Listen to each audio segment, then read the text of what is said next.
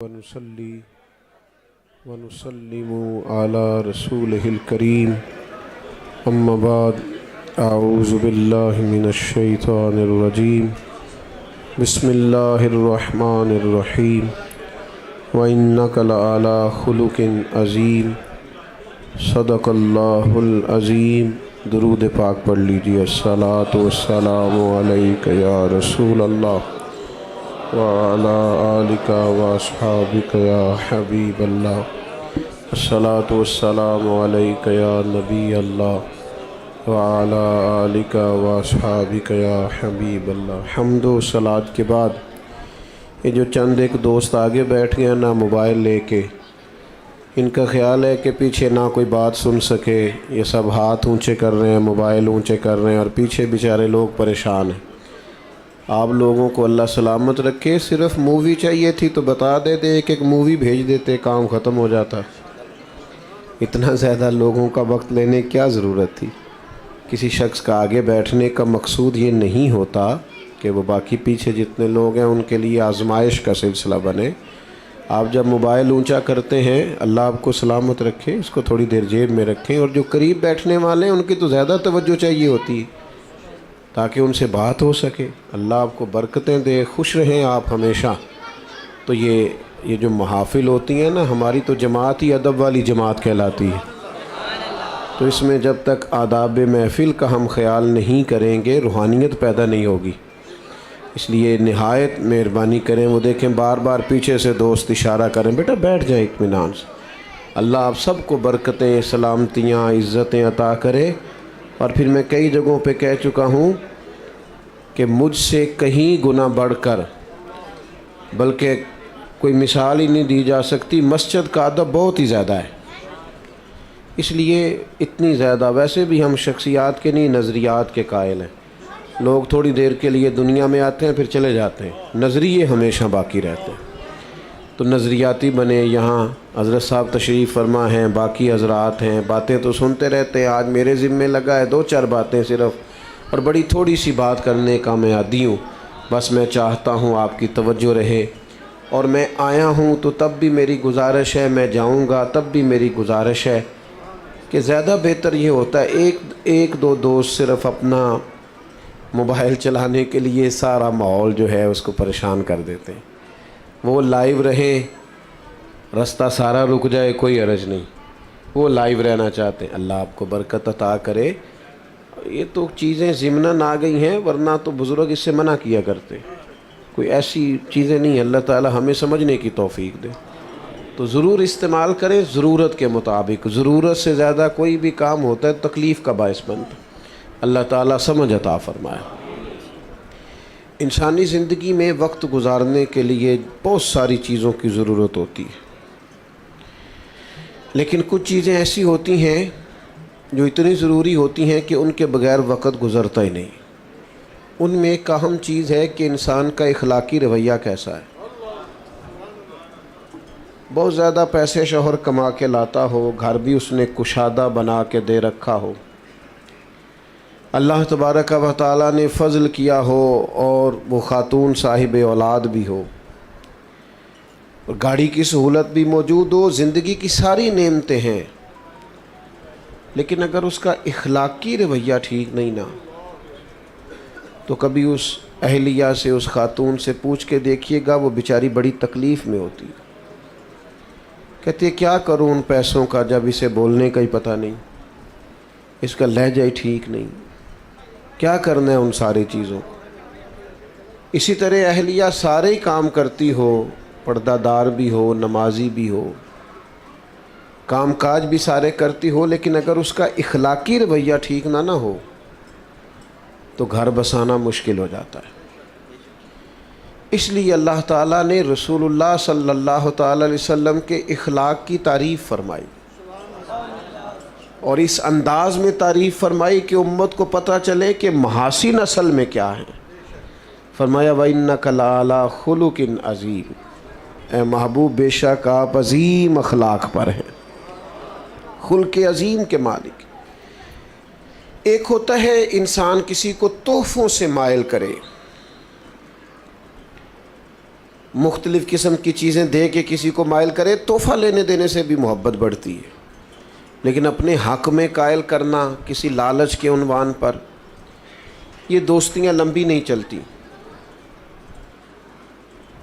یہ تعلقات وسعت اختیار نہیں کرتے، کیونکہ اگر آپ نے کسی سے لالچ کی بنیاد پر دوستی لگائی ہے تو آپ یہ کیسے سمجھ سکتے ہیں کہ وہ جواب میں مخلص ہے؟ اگر آپ کا عنوان، آپ کا مزاج کسی لالچ کا ہے تو آپ کیسے توقع کرتے ہیں کہ وہ شخص اخلاص کے ساتھ آپ کے ساتھ؟ میری بات کی سمجھ آ رہی؟ لالچ کے ساتھ تعلقات، آپ کسی شخص کو کچھ دے کے اگر اپنے حق میں کرنا چاہتے ہیں تو ایک دفعہ دے کے تھوڑی وہ حق میں ہوگا، روز دینا پڑتا ہے۔ یہاں تو آپ 99 دفعہ کسی کو دیں، ایک دفعہ نہ دیں تو وہ کہتا ہے تو نے تو کبھی دیا ہی نہیں، ہمیشہ دینا پڑتا ہے۔ اب اس مسئلے کا حل ہمیں نبی کریم نے بیان کر کے دیا۔ کریم فرمانے لگے تم دولت کے زور پر لوگوں کو قائل نہیں کر سکتے، ہاں اخلاق ایک ایسی نعمت ہے، اخلاق ایک ایسی دولت ہے، تمہارا رویہ، تمہارا انداز ایک ایسی دولت ہے جس کی بنیاد پر تم لوگوں کے دلوں میں گھر کر سکتے ہو۔ اب اخلاقی رویے سے کیا مراد ہوتی ہے؟ صرف میٹھا بولنا؟ وہ تو لوگ مطلب کے لیے بھی بولتے ہیں، وہ تو بعض لوگوں کی ٹریننگ ہوتی ہے، سیلز مین ہوتے ہیں، دیگر ان کی ٹریننگ ہوتی ہے، گاہک جیسا بھی آ جائے کڑوا بولنا ہی نہیں۔ صرف میٹھا بولنا تو اخلاق نہیں، میٹھا بولنا بھی اخلاق ہے، پر سچ بولنا بھی اخلاق ہے۔ تحمل، بردباری، وزاداری، حوصلہ، یہ اخلاق ہے۔ اللہ تعالیٰ نے جو دے دیا ہے اس پہ راضی ہو جانا، کسی کے پیسے دیکھ کر، مال دیکھ کر، شہرت دیکھ کر، اقتدار دیکھ کر کبھی پریشان نہ ہونا، بلکہ یہ سوچنا کہ رب کا جتنا مجھ پر کرم ہے شاید ہی کسی پر ہو۔ اپنے آپ کو ہمیشہ رب کی رضا میں راضی رکھنے والا بندہ اعلیٰ اخلاق کا مالک ہوتا ہے۔ لیکن لاکھوں کروڑوں روپے کا مالک ہو، ہرس ہوس لالچ اس کا ختم ہی نہ ہوتا ہو، تو یہ بندہ کبھی بھی با اخلاق ہو سکتا نہیں۔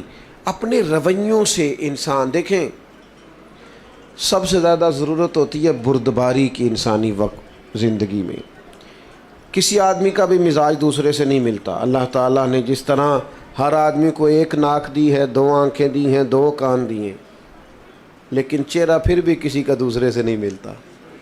کہیں کوئی لوگ آپ کو ملیں گے جڑواں ہیں تو ان کے چہرے ملتے ہیں، ورنہ عموماً یہ ہے کہ اگرچہ جس چہرے پر اعضاء اتنے ہیں جتنے سب کے ہیں، لیکن کسی کا چہرہ دوسرے سے، اسی طرح مزاج بھی نہیں ملتے، مزاج بھی نہیں ملتے۔ ہم میرے والد صاحب کہا کرتے تھے نصیب بھی نہیں ملتے، وہ بھی اپنے اپنے ہوتے۔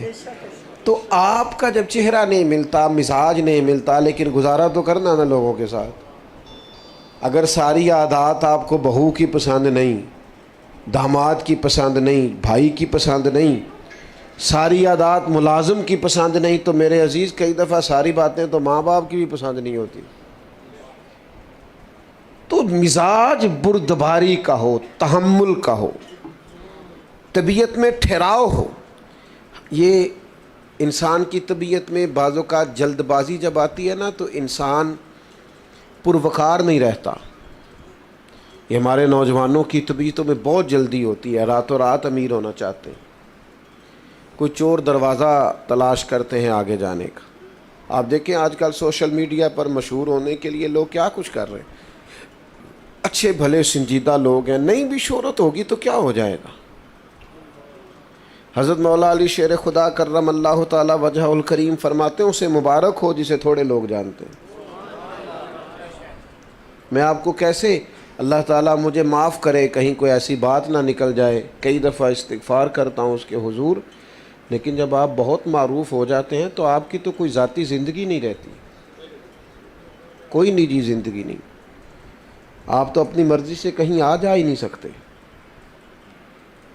کوئی کام دنیا کا، پہلی بات تو یہ ہے کہ ہر جگہ تو کیمرہ فٹ ہے۔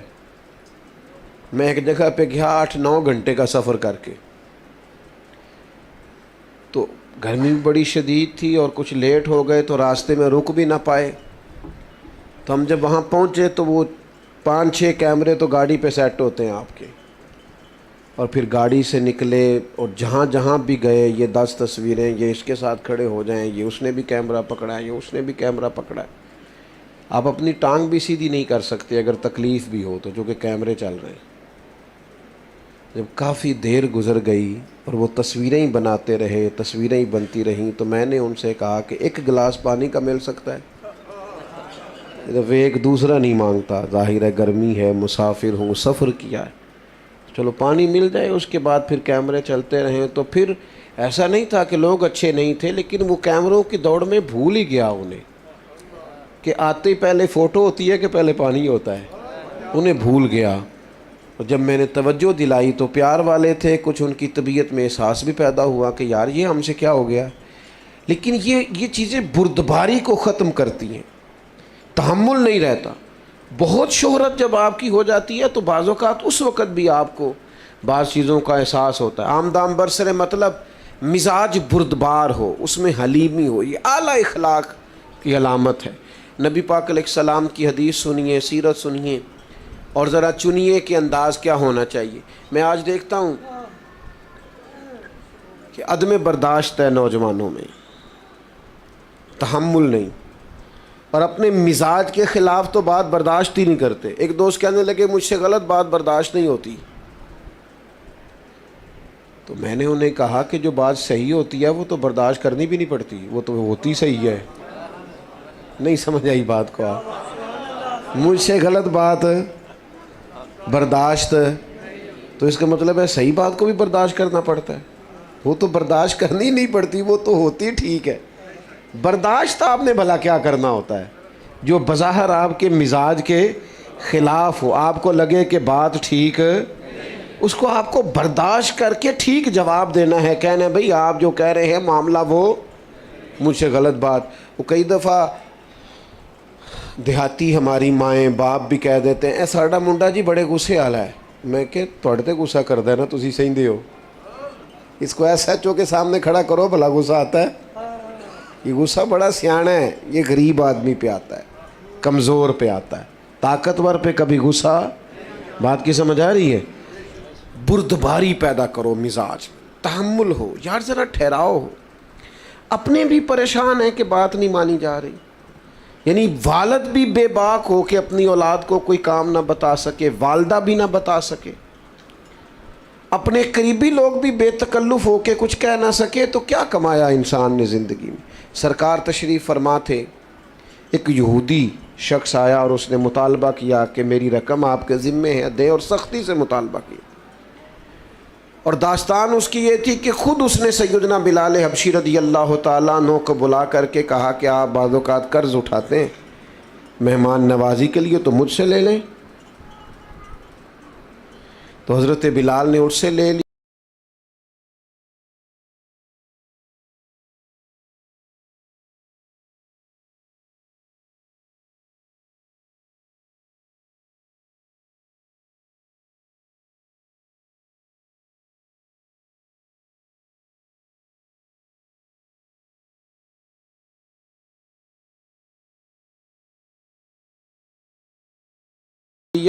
صرف سمجھانے کے لیے, بلا مثال و بلا تشبیہ بات عرض کروں. پتہ ہوتا ہے میرا مخالف چڑھ جاتا ہے, وہ صرف ایک جملہ بولتے ہیں, پھر وہ اپنے کام لگ جاتے ہیں اور اس کو کئی دن وہ کام لگے ہوئے ہیں اور یہ بیچارہ اسی میں الجھا ہوا ہے. بھائی انہوں نے تو تجھے بھانپ لیا ہے, تیرا وقت ضائع کرا رہے ہیں, تجھے تکلیف میں ڈال رہے ہیں. میں تھوڑی دیر پہلے بھی عرض کر رہا تھا, ایک بزرگ تھے, ان کا کوئی نام تھا, چلے کوئی نام رکھ لیں, محمد بشیر کر لیں. تو کسی کر رہا تو اس نے بڑی بنا کے کی کہ ان کو اشتعال دلاؤں گا. تو حاجی صاحب بڑے سیانے بندے تھے, اس نے کہا جناب میں کہنا تو نہیں چاہتا تھا پر میرا آپ سے پیار ہے. وہ آپ کے خلاف بڑی باتیں کر رہا تھا, وہ دانا آدمی تھے, ہنس پڑے. کہنے لگے وہ بشیر نام دے کئی بندے نے, وہ پتہ نہیں کدی گل پہ کردا سی, ایک میرا کلے دا نام ہے, پتہ نہیں کس کی بات کر رہا تھا. ہاں میں کوئی پریشان نہیں ہوں, ویسے ہی تجھے غلط فہمی ہو گئی ہے, لو اتنی بات ختم ہو گئی. ضرورت کیا ہے؟ ہر شخص وَإِذَا خَاطَبَهُمُ الْجَاهِلُونَ قَالُوا سَلَامًا. کچھ لوگ ایسے ہیں جن کی جہالت کا جواب ہے ان کو سلام کیا جائے. ہر آدمی سے بحث نہیں ہو سکتی. امام شافعی فرمایا کرتے تھے میری کبھی علماء سے بحث ہوئی، انہوں نے فروعی مسئلے میں اپنی رائے دی، میں نے اپنی رائے دی. فرماتے ہیں کبھی اس عالم کی بات غالب آئی، کبھی میری آئی، کبھی میں جیت گیا، کبھی وہ عالم جیت گئے جب علماء سے بحث ہوئی. لیکن فرماتے ہیں میری جب بھی جاہلوں سے بحث ہوئی ہے جاہل ہی جیتے ہیں. میں جاہلوں سے کبھی جیت سکا؟ کوئی نہیں سمجھ آئی آپ کو میری بات؟ جاہلوں سے میں جیت سکا؟ جو بندہ ہی جاہل ہے اس کے سامنے آپ دلیل کیا دیں گے جب وہ جاہل ہے بیچارہ؟ تو سمجھ لیں اس بات کو. اس نے آ کے حضور سے سختی سے مطالبہ کیا. کریم نے فرمایا ابھی تو وقت ہے. اس نے اور سختی کی. یہ کمال ہوتا ہے انسانی زندگی کا. اللہ کے حبیب مسکرائے. حضرت عمر فاروق رضی اللہ تعالیٰ عنہ ساتھ تھے، تلوار نکال لی. حضور فرمانے لگے عمر کیوں جلدی کرتا ہے؟ انہوں نے رقم لینی ہے، وہ مطالبہ کر سکتے ہیں، تو انہیں کہہ ذرا نرمی سے مطالبہ کرے اور مجھے کہہ کہ وقت پہ دے دیں. پھر فرمایا ساتھ لے جائیں. جناب عمر سے کہا فلاں جگہ کھجوریں پڑی ہیں، جتنے پیسے ہم نے ان کے دینے ہیں وہ انہیں دے دیں. اور فرمایا یہ جو تم نے تلوار نکالی ہے نا، انہیں ڈرایا ہے، اس کے بدلے تھوڑی کھجوریں زیادہ بھی دے دیجئے، تھوڑی زیادہ کھجوریں بھی دے. میں نے پیسے دیے. اب میں جب دے رہا تھا پیسوں کے عوض کھجوریں اور تھوڑی زیادہ دے رہا تھا تو وہ یہودی مجھ سے بات کرنے لگے، کہنے لگے عمر بات تو سن. تو مجھے تو غصہ تھا، میں توجہ ہی نہیں کر رہا تھا. انہوں نے جب مجھے قریب کرنا چاہا تو میں نہیں ہو رہا تھا. فرماتے ہیں وہ مجھ سے کہنے لگے عمر یار ناراض نہ ہو، میری طرف توجہ کر. میں نے کہا کیا ہوا؟ کہنے لگا میں عام آدمی نہیں ہوں، تورات کا جاننے والا. کتاب میں آخری نبی علیہ السلام کی جتنی نشانیاں پڑی تھی ساری حضور میں پائی جاتی ہیں.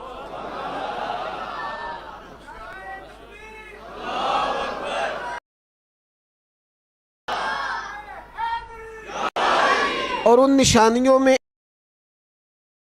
ایک نشانی یہ تھی کہ جیسے جیسے کوئی ان کے ساتھ جہالت کرے گا ان کا حلم بڑھتا جائے گا، بردباری میں اضافہ ہوگا، ان کا حوصلہ بڑھتا جائے گا.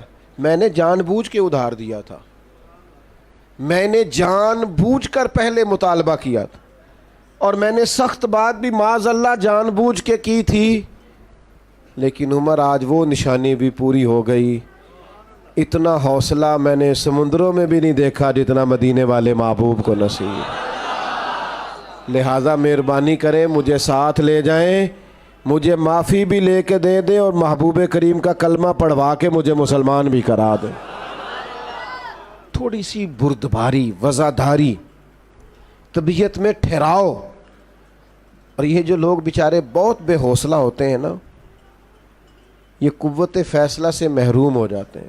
ہر روز پچھتاتے ہیں، ہر روز شرمندگی محسوس کرتے ہیں، اس لیے کہ ہر فیصلہ ہی جلد بازی میں کرتے ہیں.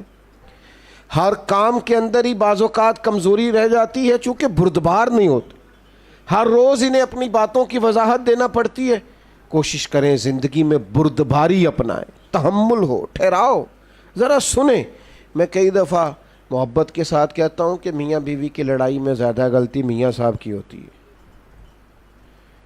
نہ گھوریں آپ مجھے، میں نے ٹھیک کہا ہے، آپ زیادہ گھور رہے ہیں، اس سے کم گھور لیں، گزارا ہو جائے گا. وہ اس لیے کہ سب کا ماننا ہے نا کہ عورت بیچاری کی عقل کمزور ہے، تو میاں صاحب کی تو پوری ہے نا. تو گھر کے مسئلے انہوں نے سلجھانے تھے، یہ تو برابری پہ اتر آئے بحث کرنے پر.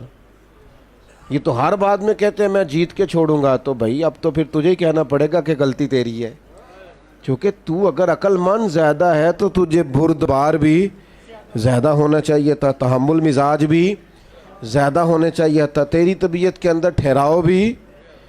مجھے اچھی طرح یاد ہے ہمارے ایک بزرگ تھے، تو ایک دفعہ ان کے کوئی جاننے والے ان کے پاس سے گزرے، تو حضرت سائیکل پہ تھے. تو اس بندے کو دیکھ کے حضرت سائیکل سے اتر گئے, سلام لی, لیکن اس نے نا جاتے جاتے کہا وعلیکم السلام اور گزر گئے. میرا خیال ہے میرے ساتھ کوئی ایسا کرتا تو میں 2 ہفتے اس کا تکبر بیان کرتا, معاذ اللہ, بڑا غرور ہے جی, تمیز ہی کوئی نہیں, میں رکا ہوں ملا ہی نہیں. لیکن اللہ والوں کی سوچیں اور ہوتی ہیں. بندے نے سلام کا جواب صحیح طریقے سے نہیں دیا, گزر گیا. تو تشریف لائے کلاس میں, تو آ کے فرمانے لگے یار ان کے لیے دعا کرنا, آج مجھے کوئی پریشان سے لگے.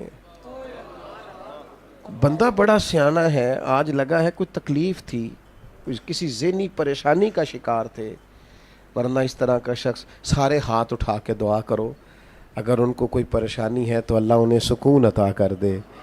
ہم نے پوچھا کیا ہوا, تو فرمانے لگے میں تو اترا ہوں ان سے ملنے کو, لیکن وہ وعلیکم کہہ کے تیزی سے گزر گئے ہیں, تو کوئی خاص تکلیف میں ہوں گے, کچھ تو مجبوریاں رہی ہوں گی, یوں ہی کوئی بے وفا نہیں ہوتا, کوئی تکلیف محسوس ہوتی ہے, اس لیے ایسا ہوا ہے. قربان جائیں, اللہ کے بندوں کی سوچیں اس طرح کی ہوتی ہیں. اور ہمارے ہاں گمان فوری طور پر گمان گمراہی کی طرف لوٹتا ہے, بدگمانیاں عروج پکڑ لیتی ہیں, بردباری, ٹھہراؤ. ایک فتویٰ ہمارے ہاں دیا جاتا ہے بیٹی کے حق میں ماں باپ کی طرف سے, اور ایک فتویٰ دیا جاتا ہے بہو کے حق میں. بیٹی کے سسرال سے شکایت آ جائے نا, اسے تو کوئی کام کرنا ہی نہیں آتا, تو پھر ماں باپ فتویٰ دیتے ہیں, مشورہ دیتے ہیں, کہتے ہیں ابھی بچی ہے, سیکھتے سیکھتے یہ بیٹی کے حق میں. اور اگر بہو کی شکایت آئے نا کام کرنا نہیں آتا, تو پھر یہ والا کلیہ یہاں استعمال نہیں کرتے, پھر کہتے ہیں اماں نے سکھا کے نہیں بھیجا, سکھا کے بھیجنا چاہیے. آپ کے مزاج میں جو حوصلے بیٹی کے لیے ہیں وہی حوصلے بہو کے لیے کیوں نہیں؟ جو آپ کے دل کے اندر درد اپنی اولاد کے لیے وہ باقیوں کے لیے کیوں نہیں؟ مسلمان کی شان یہ ہے کہ جو اپنے لیے پسند کرتا ہے وہی اپنے بھائی کے لیے بھی پسند کرتا ہے, یہ اس کا اعزاز ہے. تو بردباری پیدا کریں, اور وہ بھی چند لوگوں کے لیے نہیں, حضور کی امت کے لیے. اور اسی بردباری کا اگلا نتیجہ یہ ہوگا کہ غصہ ختم ہوگا. میں آپ سے عرض کروں, اگر علماء سے لوگ 100 مسئلہ پوچھتے ہیں نا روز, تو ہو سکتا ہے 95 طلاق کے مسئلے ہوں. اتنی بڑی ریشو ہو گئی ہے طلاق کی. وجہ کیا ہے؟ بردباری نہیں, غصہ ہے, اور شدید غصہ ہے. غصہ اچھا ہے, غصہ بری چیز نہیں, لیکن غصہ آنا چاہیے جب اللہ کی حدیں توڑی جائیں, شریعت کی مخالفت. یہ تو غصہ محمود ہے, لیکن ہمیں غصہ آتا ہے جب کوئی ہماری ذاتی مخالفت کرتا ہے. حدود اللہ کے معاملے میں ہم غصہ نہیں کرتے. عزیز دوستو, یاد رکھنا, غصہ اللہ کے حبیب علیہ الصلاۃ والسلام نے فرمایا میں اسے پہلوان جانتا ہوں جو غصے کے وقت اپنے آپ پر کنٹرول کر لے. اسے حضور نے پہلوان کہا. اسے شدید غصہ آیا ہے, اشتعال دلایا گیا, سخت لہجہ ہو سکتا تھا, سب اسے آتا ہے, لیکن رب کی رضا کے لیے کنٹرول کر گیا. یہاں تو نہ اساتذہ کو لوگ معافی دیتے ہیں, نہ بزرگوں کو دیتے ہیں, نہ والدین کو دیتے ہیں. کیوں جی؟ بعد میں کہتے ہیں مجھے غصہ تھا. وہ خدا کے بندے, یہی تو مقام میں جگہ تھی, مقام تھا جہاں امتحان تھا تھوڑا سا. تو بردباری, غصے سے دوری. اور تیسری بات, اپنی زندگی حکمت کے ساتھ گزاریں. دانائی حسن ہے دین کا. نبی پاک نے صرف قرآن نہیں سکھایا, وَيُعَلِّمُكُمُ الْكِتَابَ وَالْحِكْمَةَ, حضور نے کتاب بھی سکھائی ہے اور ساتھ حکمت بھی سکھائی. اور اللہ کے حبیب علیہ السلام نے فرمایا یہ حکمت اور دانائی یہ مومن کی گمشدہ میراث ہے, جہاں سے ملے وہیں سے لے لو. حضرت لقمان نے اپنے بیٹے سے کہا تھا بیٹا میرے جو تجربے ہیں نا میں نے ان کی قیمت چکائی ہے, محنت کی ہے, جد و جہد کے بعد تجربے سیکھیں. آپ کی توجہ ہے میری بات پر؟ ماشاءاللہ.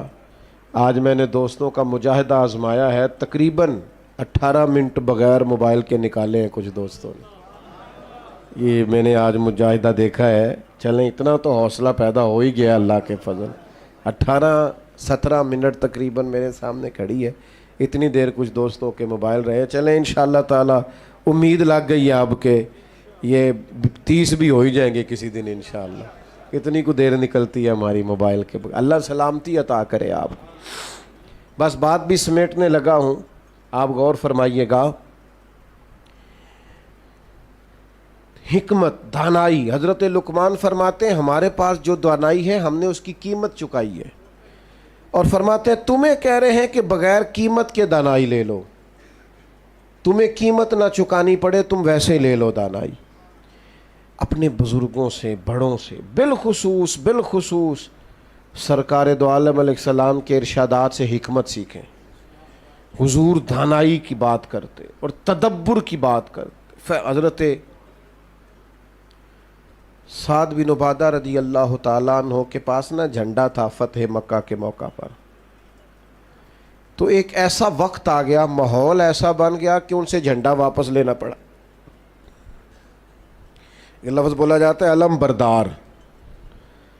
تو غزوات کے اندر, جنگوں کے اندر کسی کے ہاتھ میں, جس کے ہاتھ میں جھنڈا ہوتا تھا, جو علم بردار ہوتا تھا, ایک اہم پوسٹ پر ہوتا تھا, آگے آگے چلتا تھا. اور یہ اتنا اہم کام تھا کہ جنگ موتا کے موقع پر سرکار نے نصیحت فرمائی تھی, اگر فلاں شہید ہو جائے تو جھنڈا فلاں کے ہاتھ میں, فلاں شہید ہو جائے تو فلاں کے ہاتھ. یہ اہم کام تھا. تو حضرت سعد بن عبادہ رضی اللہ تعالیٰ عنہ کے پاس جھنڈا تھا. اب کچھ حالات ایسے بن گئے کہ تقاضا حکمت کا یہ تھا کہ جھنڈا ان سے لیا جائے. مطالبہ ہو رہا ہے, لیکن خدمات بڑی ہیں, عظمت بڑی ہے, شان بڑی ہے, بہت بڑے آدمی ہیں, اور کوئی ایسی بات بھی نہیں کہ ضرور ان سے لیا جائے, پر حکمت کا تقاضا ہے کہ لے لیا جائے. اب کیا کیا جائے, کیسے جھنڈا مانگا جائے؟ تو چند لوگوں نے مطالبہ کیا کہ آپ یوں کریں, ان سے جھنڈا واپس لیں. اب یہ میرے رسول کریم کا طریقہ دیکھو. حضور نے فرمایا کوئی مسئلہ نہیں, جھنڈا لے لیتے ہیں ساتھ سے.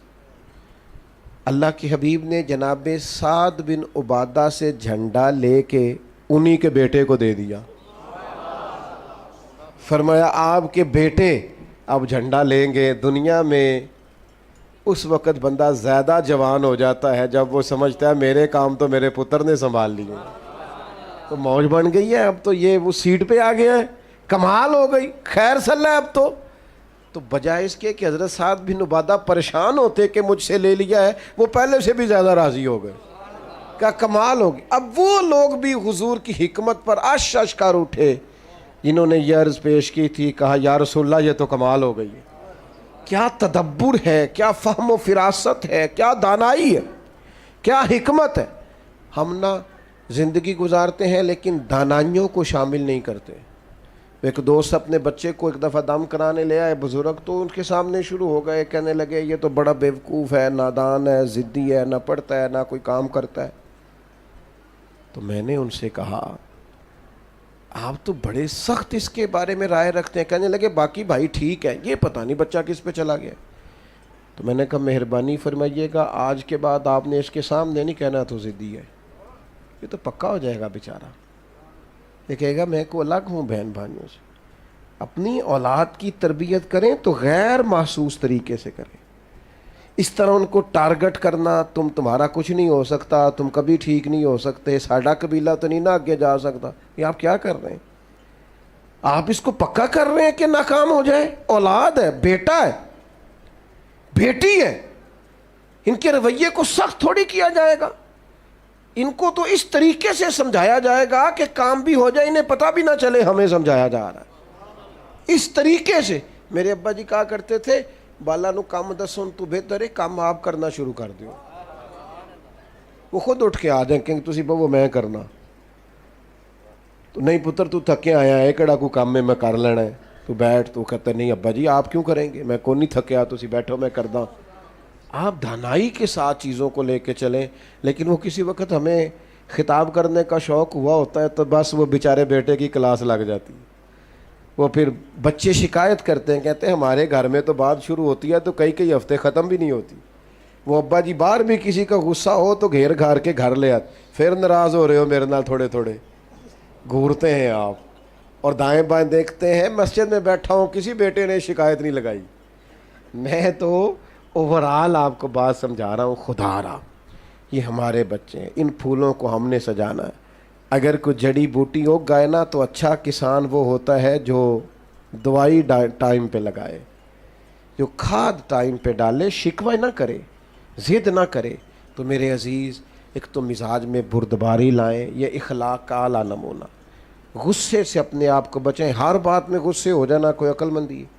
اور تیسری گزارش آپ کی خدمت میں یہ کی ہے کہ کوشش فرمائیں کہ کوئی کام بھی بغیر دانائی کے نہ ہو۔ میں بات ختم کرنے لگا ہوں، ایک قول ہے مولا علی شیر خدا کا، آپ نے امام حسن رضی اللہ تعالیٰ عنہ سے فرمایا، اللہ جزاک، آپ نے امام حسن رضی اللہ تعالیٰ عنہ سے فرمایا تھا، بیٹا 3 لوگوں سے کبھی مشورہ نہیں کرنا۔ حضور کس سے؟ فرمایا بیٹا بزدل سے کبھی مشورہ نہیں کرنا، اس لیے کہ جو بندہ بزدل ہے تمہیں کبھی بہادری کا سبق نہیں دے سکتا۔ اور دوسرا آپ نے ارشاد فرمایا تھا کہ بیٹا بخیل سے کبھی مشورہ نہیں کرنا، بخیل سے کبھی مشورہ، کنجوس ہے نا، فرمایا اس سے کبھی مشورہ نہ کرنا، اس لیے کہ جس کا دل بڑا نہیں نہ ہوتا اس کا دماغ کیسے بڑا ہو سکتا ہے۔ اور آپ نے فرمایا ایسا حریص سے کبھی مشورہ نہیں کرنا، لالچی بندے سے، اس لیے کہ وہ جب بھی تمہیں رائے دے گا اپنا فائدہ دیکھ کے دے گا، کبھی تمہارے حق میں رائے نہیں دے گا، وہ دیکھے گا کہ حالات کس طرح کے ہیں، تو میرے ساتھ کس طرح یہ آدمی ٹھیک چل سکتا ہے۔ یہ دانائی ہے، حکمت ہے۔ اپنی دوستیاں، اپنے تعلقات ایسے بنائیں کہ جہاں حسین لوگ ہمارے مشوروں میں شامل ہوں، حسین لوگوں کے ساتھ ہمارا اٹھنا بیٹھنا ہو، عمدگی کے ساتھ ہمارا طرز زندگی گزرے۔ عزیز دوستو یاد رکھیں، جب تک طبیعتوں میں ٹھہراؤ نہیں نہ آتا اور یہ بردباری، یہ دانائی نصیب نہیں ہوتی، بندہ بڑا باصلاحیت بھی ہو تو کام کوئی نہیں کر سکتا۔ اس لیے کہ کسی کو بھی کوئی چیز پہنچانے کے لیے، سمجھانے کے لیے، سکھانے کے لیے بردباری ضروری ہوتی۔ آپ شدت کے ساتھ کوئی کام کریں گے تو وقتی طور پر اثرات ہوں گے، لیکن اس کے اثرات دیر پا نہیں ہو سکتے۔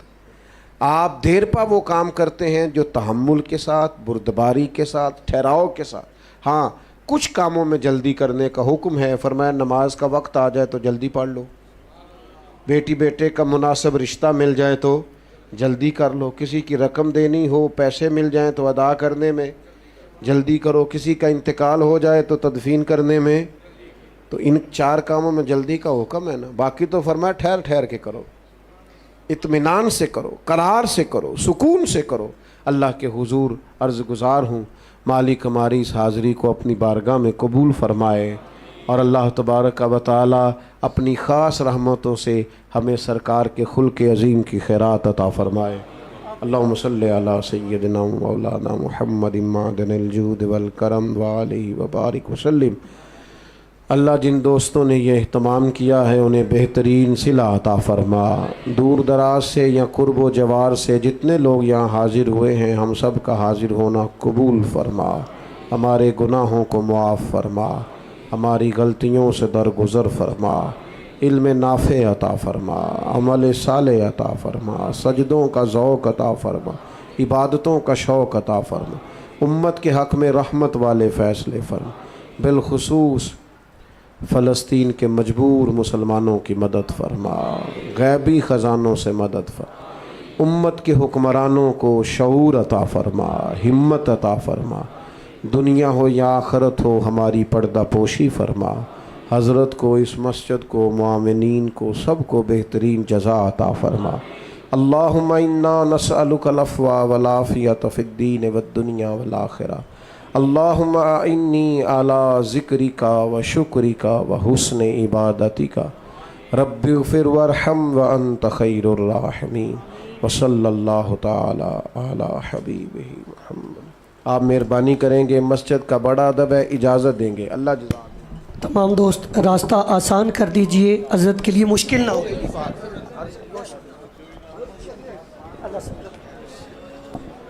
دوستوں سے گزارش آگے ہونے کی کوشش نہ کریں، مہمان ہیں، ہمارے سر کا تاج ہیں، اور اگر مہمانوں کی قدر کرنا جانتے ہیں تو ان کے لیے راستہ آسان کیجئے نہ کہ مشکل کیجئے۔